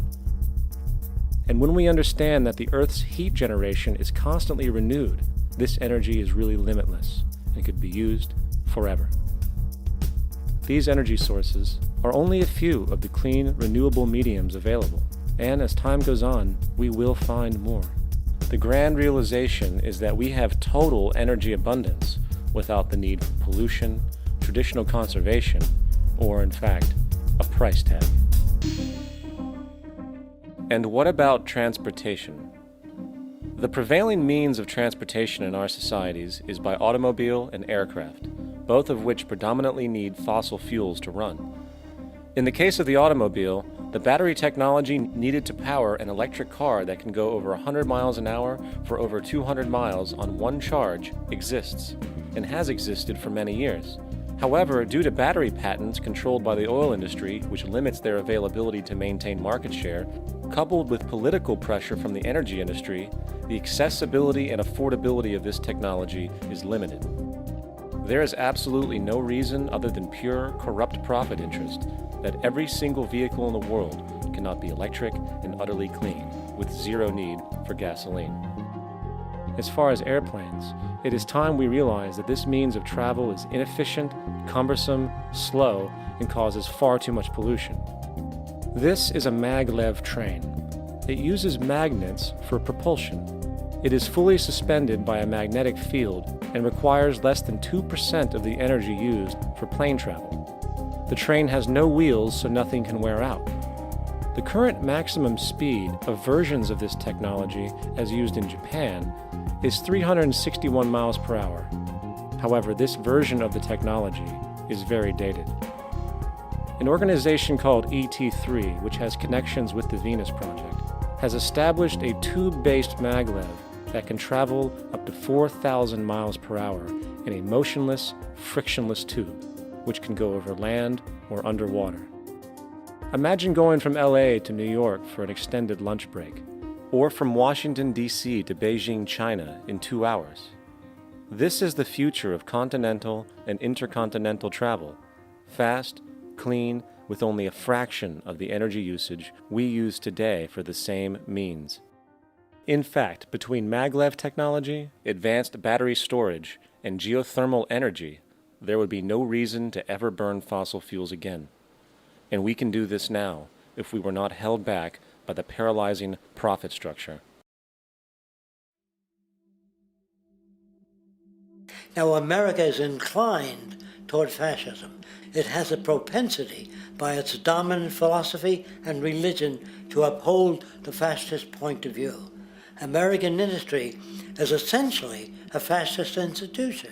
If you don't understand that, the minute you punch that time clock, you walk into a dictatorship. We're given notions about the respectability of work, and I really look at it as being paid slavery. They're brought up to believe that you shall earn your living by the sweat of your brow. That holds people back, freeing people from drudgery, repetitive jobs which make them ignorant. You rob them. In our society, that is a resource-based economy, machines free people. You see, we can't imagine that because we've never known that kind of world. If we look back at history, we see a very clear pattern of machine automation slowly replacing human labor. From the disappearance of the elevator man to the near full automation of an automobile production plant, The fact is, as technology grows, the need for humans in the workforce will continually be diminished. This creates a serious clash, which proves the falseness of the monetary-based labor system. For human employment is in direct competition with technological development. Therefore, given the fundamental priority of profit by industry, people through time will be continually laid off and replaced by machine. When industry takes on a machine, instead of shortening the workday, they downsize. You lose your job, so you have a right to fear machines. In a high-technology, resource-based economy, it is conservative to say that about 90% of all current occupations could be phased out by machines, freeing humans to live their life without servitude, for this is the point of technology itself. And through time, with nanotechnology and other highly advanced forms of science, it is not far-fetched to see how even complex medical procedures could be performed by machines as well, and based on the pattern, with much higher success rates than humans get today. The path is clear, but our monetary-based structure, which requires labor for income, blocks this progress, for humans need jobs in order to survive. The bottom line is that this system must go, or we will never be free, and technology will be constantly paralyzed. We have machines that clean out sewers. It frees a human being from doing that. So look at machines as extensions of human performance. Furthermore, many occupations today will have simply no basis to exist in a resource-based economy, such as anything associated with the management of money, advertising, along with the legal system itself. For without money, a great majority of the crimes that are committed today would never occur. Virtually all forms of crime are a consequence of the monetary system, either directly or by neuroses inflicted through financial deprivation. Therefore, laws themselves could eventually become extinct. Instead of putting up a sign, drive carefully, slippery when wet, put abrasive in the highway so it's not slippery when wet. And if a person gets in a car that's drunk and the car oscillates a great deal, there's a little pendulum that swings up and back, and that'll pull the car over to the side. Not a law solution. Put sonar and radar in automobiles so they can't hit one another. Man-made laws are attempts to deal with occurring problems, and not knowing how to solve them, they make a law. In the United States, the most privatized, capitalist country on the planet, it should come as no surprise that it also has the largest prison population in the world, growing every year. Statistically, most of these people are uneducated and come from poor, deprived societies. And, contrary to propaganda, it is this environmental conditioning which lures them into criminal and violent behavior. However, society looks the other way in regard to this point. The legal and prison systems are just more examples of how our society avoids examining the root causes of behavior. Billions are spent each year on prisons and police, while only a fraction is spent on programs for poverty, which is one of the most fundamental variables responsible for crime to begin with. And as long as we have an economic system which prefers and in fact creates scarcity and deprivation, crime will never go away.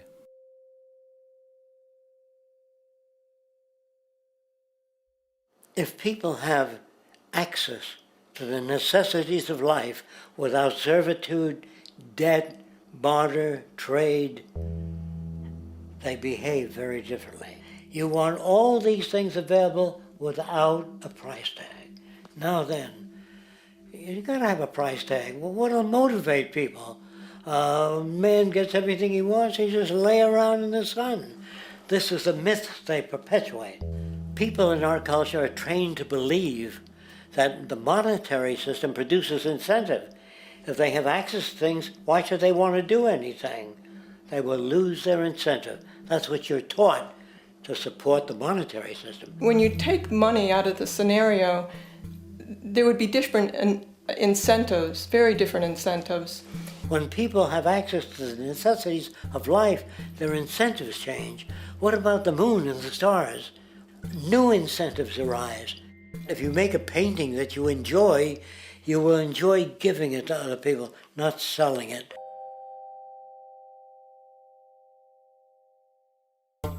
I think most of the education that I've seen today is essentially producing a person for a job. It's very specialized. They're not generalists. People don't know a lot about a lot of different subjects.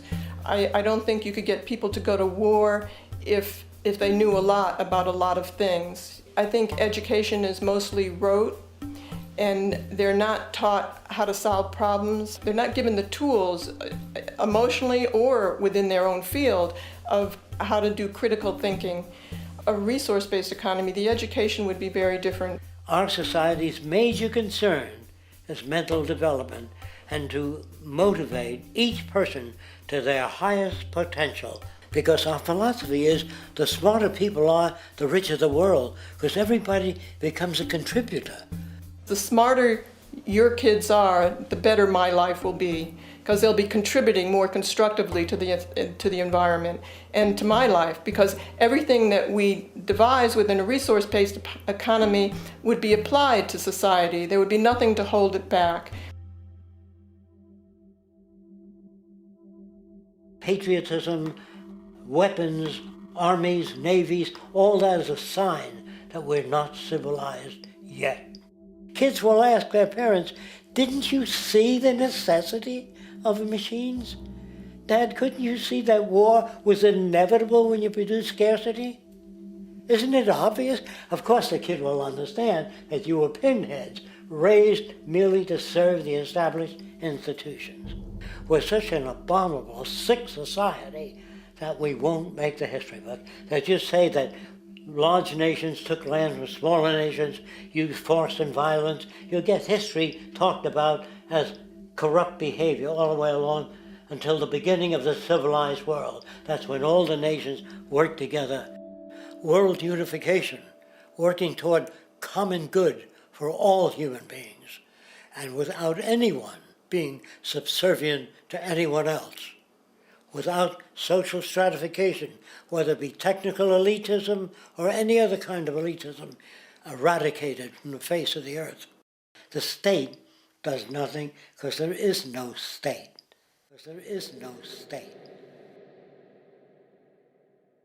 The system I advocate, a resource-based global economy, is not perfect.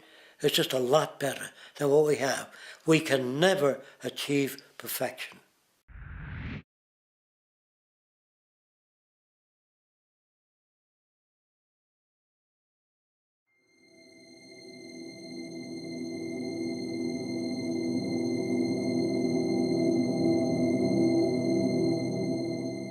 The social values of our society, which has manifested in perpetual warfare, corruption, oppressive laws, social stratification, irrelevant superstitions, environmental destruction, and a despotic, socially indifferent, profit-oriented ruling class, is fundamentally the result of a collective ignorance of two of the most basic insights humans can have about reality: the emergent and symbiotic aspects of natural law.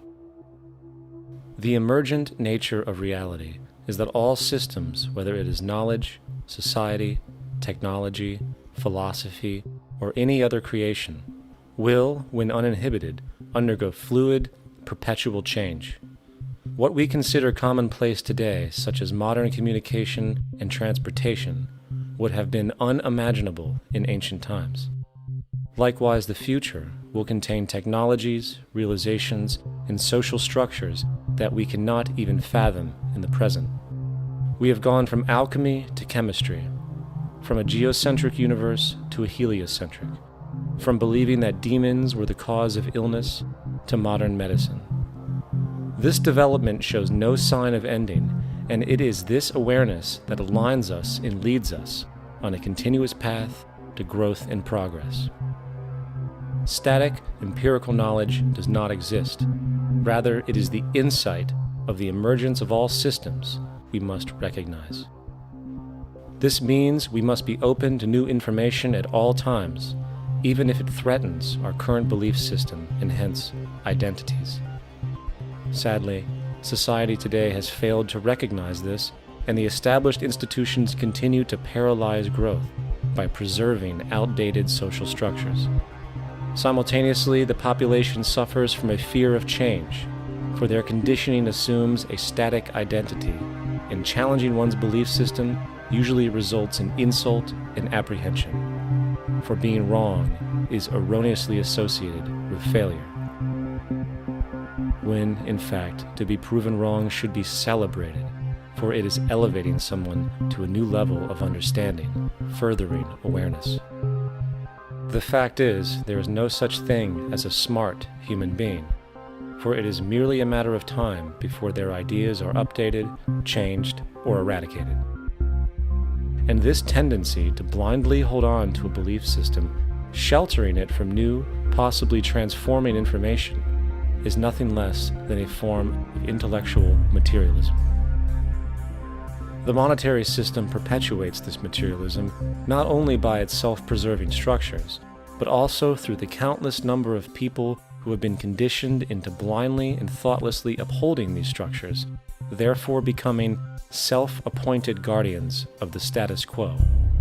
Sheep, which no longer need a sheepdog to control them, for they control each other by ostracizing those who step out of the norm. This tendency to resist change and uphold existing institutions for the sake of identity, comfort, power, and profit is completely unsustainable and will only produce further imbalance, fragmentation, distortion, and invariably, destruction. It's time to change. From hunters and gatherers to the agricultural revolution to the industrial revolution, the pattern is clear. It is time for a new social system which reflects the understandings we have today. The monetary system is a product of a period of time where scarcity was a reality. Now, with the age of technology, it is no longer relevant to society. Gone with the aberrant behavior it manifests. Likewise, dominant worldviews, such as theistic religion, operate with the same social irrelevancy. Islam, Christianity, Judaism, Hinduism, and all of the others exist as barriers to personal and social growth, for each group perpetuates a closed worldview, and this finite understanding that they acknowledge is simply not possible in an emergent universe. Yet, religion has succeeded in shutting down the awareness of this emergence by instilling the psychological distortion of faith upon its followers, where logic and new information is rejected in favor of traditionalized, outdated beliefs. The concept of God is really a method of accounting for the nature of things. In the early days, people didn't know enough about how things formed, how nature worked, so they invented their own little stories. And they made God in their own image. A guy that gets angry. When people don't behave right, he creates floods and earthquakes. They say it's an act of God. A cursory glance at the suppressed history of religion reveals that even the foundational myths themselves are emergent culminations, developed through influence over time. For example, a cardinal doctrine of the Christian faith is the death and resurrection of Christ. This notion is so important that the Bible itself states, "And if Christ be not risen, then is our preaching vain, and your faith is also vain." Yet it is very difficult to take this account literally, for not only is there no primary source denoting this supernatural event in secular history, awareness of the enormous number of pre-Christian saviors who also died and were resurrected immediately puts the story in mythological territory by association. Early church figures such as Tertullian went to great lengths to break these associations, even claiming that the devil caused the similarities to occur, stating in the 2nd century, "The devil, whose business is to pervert the truth, mimics the exact circumstance of the divine sacraments. He baptizes his believers and promises forgiveness of sins. He celebrates the oblation of bread and brings in the symbol of the resurrection. Let us therefore acknowledge the craftiness of the devil, who copied certain things of those that be divine. What is truly sad, however, is that when we cease the idea that the stories from Christianity, Judaism, Islam, and all the others are literal history, and accept them for what they really are, which are purely allegorical expressions derived from many faiths, we see that all religions share a common thread, and it is this unifying imperative that needs to be recognized and appreciated. Religious belief has caused more fragmentation and conflict than any other ideology. Christianity alone has 34,000 different subgroups. The Bible is subject to interpretation. When you read it, you say, I think Jesus meant this.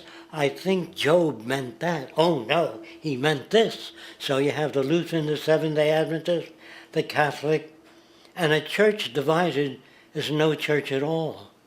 And a church divided is no church at all. And this point on division, which is a trademark of all theistic religions, brings us to our second failure of awareness, the false assumption of separation through the rejection of the symbiotic relationship of life. Apart from the understanding that all natural systems are emergent, where all notions of reality will be constantly developed, altered, and even eradicated, we must also understand that all systems are, in fact, invented fragments, merely for the sake of conversation. For there is no such thing as independence in nature.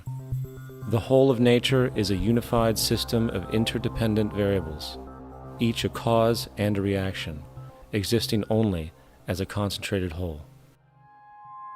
You don't see the plug connected to the environment, so it looks like we're free, wandering around. Take the oxygen away, we all die immediately. Take plant life away, we die. And without the sun, all the plants die. So we are connected. We really must take into account the totality. This isn't just a human experience on this planet. This is a total experience. And we know we can't survive without plants and animals. We know we can't survive without the four elements, you know. And so when are we going to really start taking that into account? That's what it is to be successful. Success depends on how well we relate to everything around us. I'm very aware of the fact that my grandson cannot possibly hope to inherit a sustainable, peaceful, stable, socially just world unless every child today growing up in Ethiopia, in Indonesia, in Bolivia, in Palestine, in Israel also has that same expectation. You got to take care of the whole community or you're going to have serious problems. And now we have to see that the whole world is the community, and we must all take care of each other that way. And it's not just a community of human beings, it's a community of plants and animals and elements. And we really need to understand that. That's what's going to bring us joy too, and pleasure. That's what's missing in our lives right now. We can call it spirituality, but the fact of the matter is joy comes from that bliss of connectedness. That's our God spirit. That's that side of ourselves that really feels it. And you can feel it deep inside you. It's this amazing, wonderful feeling. And you know it when you get it. You don't get it from money. You get it from connection. Now, if that isn't a hazard to this country, how are we going to keep building nuclear weapons? You know what I mean? What's going to happen to the arms industry when we realize we're all one?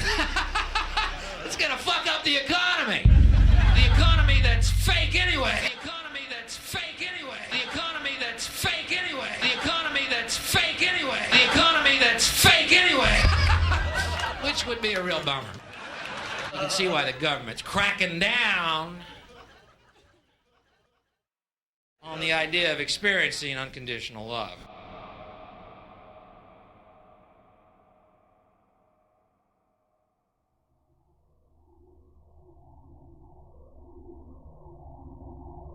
Once we understand that the integrity of our personal existences are completely dependent on the integrity of everything else in our world, we have truly understood the meaning of unconditional love. For love is extensionality, and seeing everything as you and you as everything can have no conditionalities. For, in fact, we are all everything at once. If it's true that we're all from the center of a star, every atom in each of us from the center of a star, then we're all the same thing. Even a Coke machine or a cigarette butt in the street in Buffalo is made out of atoms that came from a star. They've all been recycled thousands of times, as have you and I. And therefore, it's only me out there. So what is there to be afraid of? What is there that needs solace-seeking? Nothing. There's nothing to be afraid of because it's all us. The trouble is we have been separated by being born and given a name and an identity and being individuated. We've been separated from the oneness, and that's what religion exploits, that people have this yearning to be part of the overall one again. So they exploit that. They call it God. They say he has rules. And I think it's cruel. I think you can do it absent religion.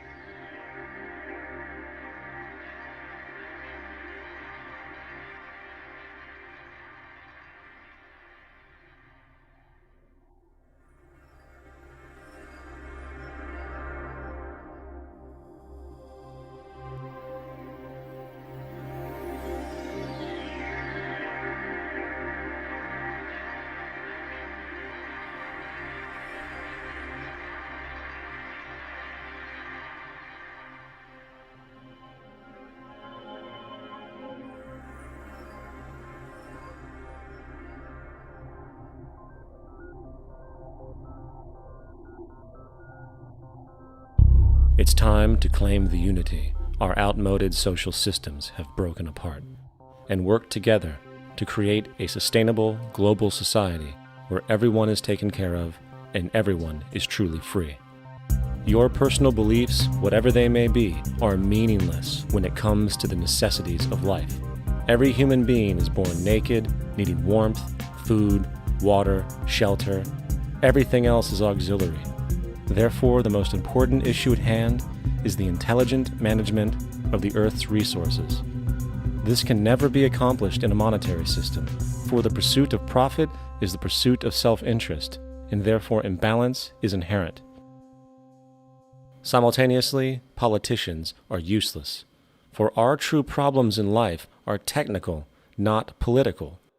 Furthermore, ideologies that separate humanity, such as religion, need strong reflection in the community in regard to its value, purpose, and social relevancy.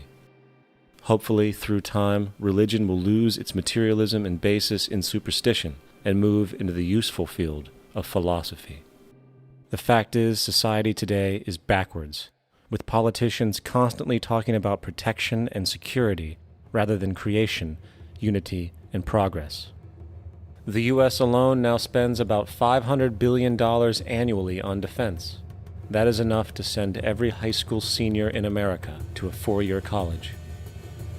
In the 1940s, the Manhattan Project produced the first true weapon of mass destruction. This program employed 130,000 people at an extreme financial cost.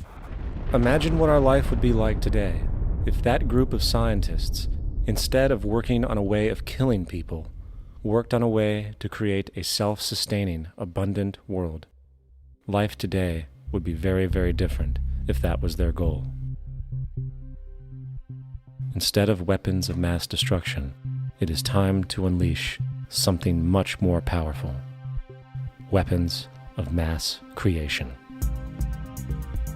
Our true divinity is in our ability to create, and armed with the understanding of the symbiotic connections of life, while being guided by the emergent nature of reality, there is nothing we cannot do or accomplish. Of course, we face strong barriers in the form of established power structures that refuse to change. At the heart of these structures is the monetary system. As explained earlier, the fractional reserve policy is a form of slavery through debt, where it is literally impossible for society to be free. In turn, free market capitalism in the form of free trade uses debt to imprison the world and manipulate countries into subservience to a handful of large business and political powers. Apart from these obvious amoralities, the system itself is based on competition, which immediately destroys the possibility of large-scale collaborations for the common good, hence paralyzing any attempt at true global sustainability. These financial and corporate structures are now obsolete, and they must be outgrown.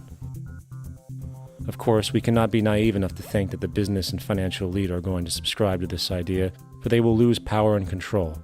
Therefore, peaceful yet highly strategic action must be taken. The most powerful course of action is simple. We have to alter our behavior to force the power structure to the will of the people. We must stop supporting the system. The only way the establishment will change is by our refusal to participate, while continuously acknowledging its endless flaws and corruptions.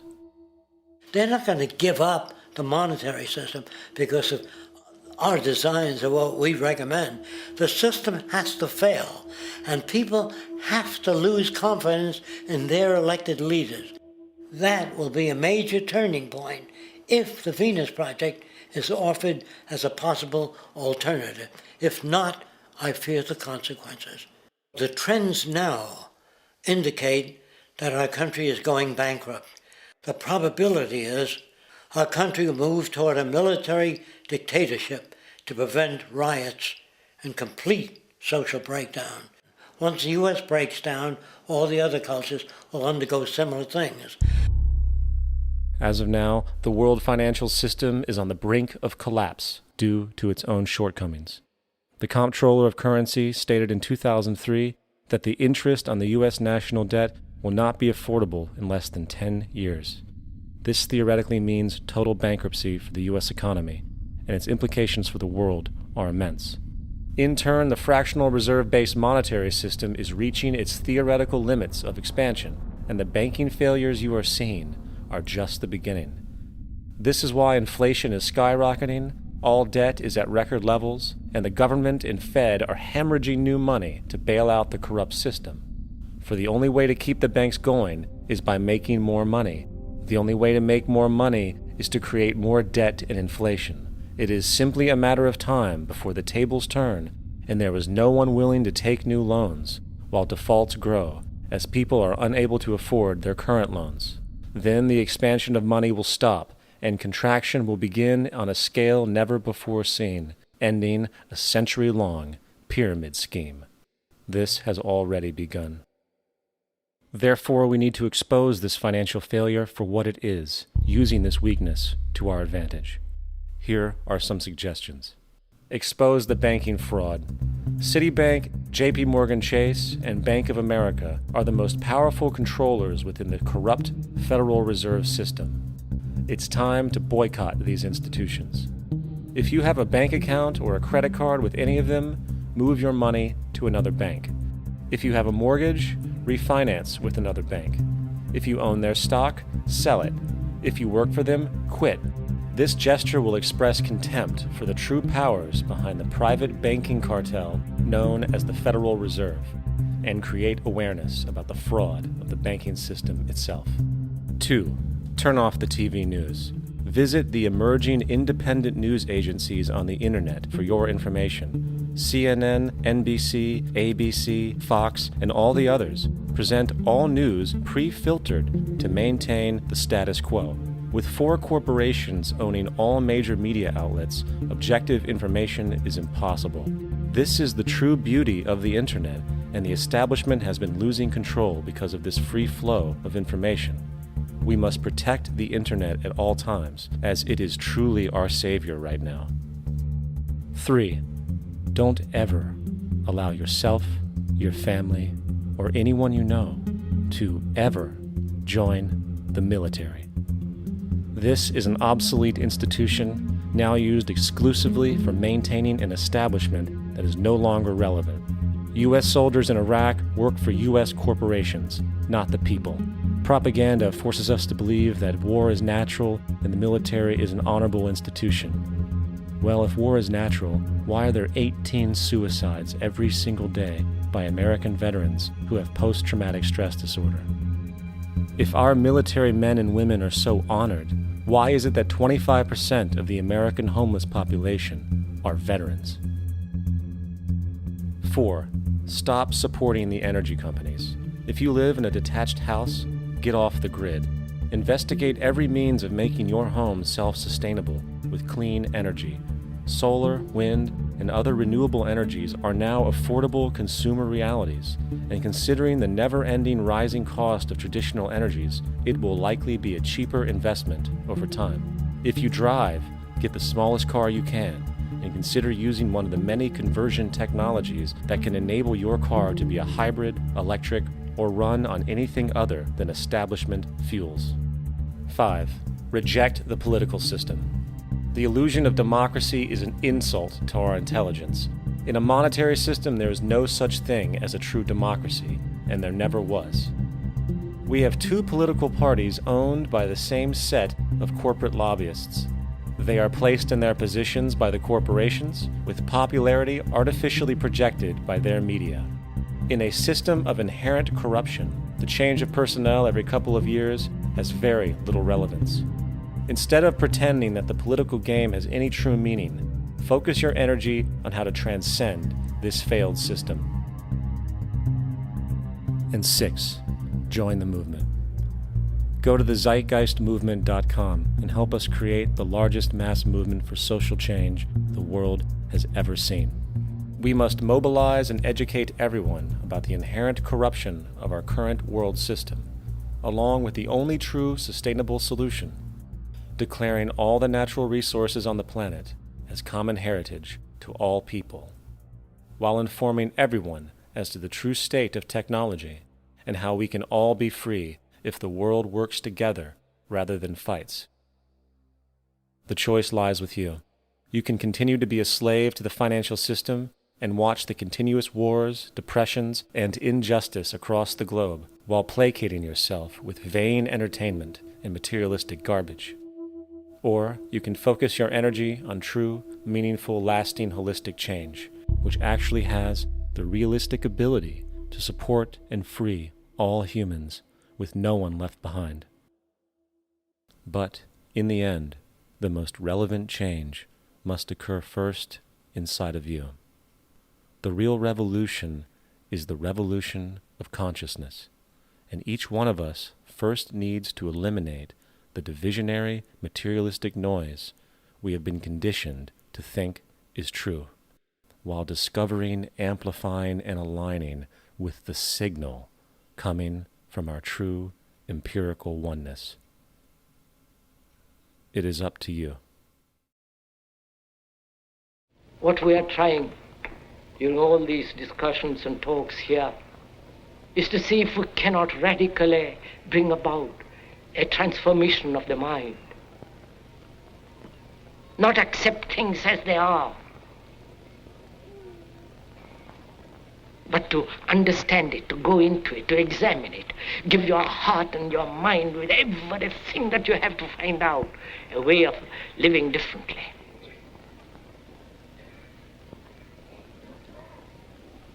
But that depends on you and not somebody else.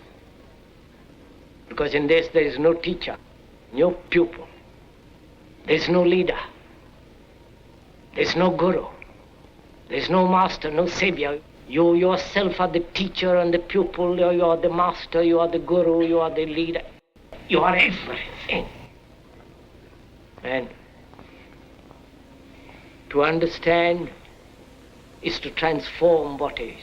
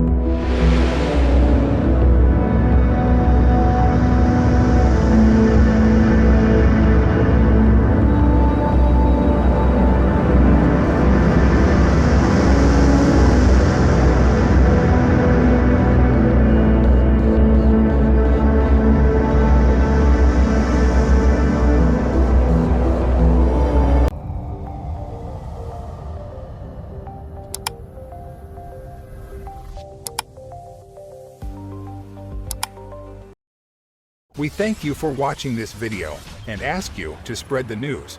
Put this video on your social network or link to it so that you can be part of the anonymous movement. Together we are strong. Together we are anonymous.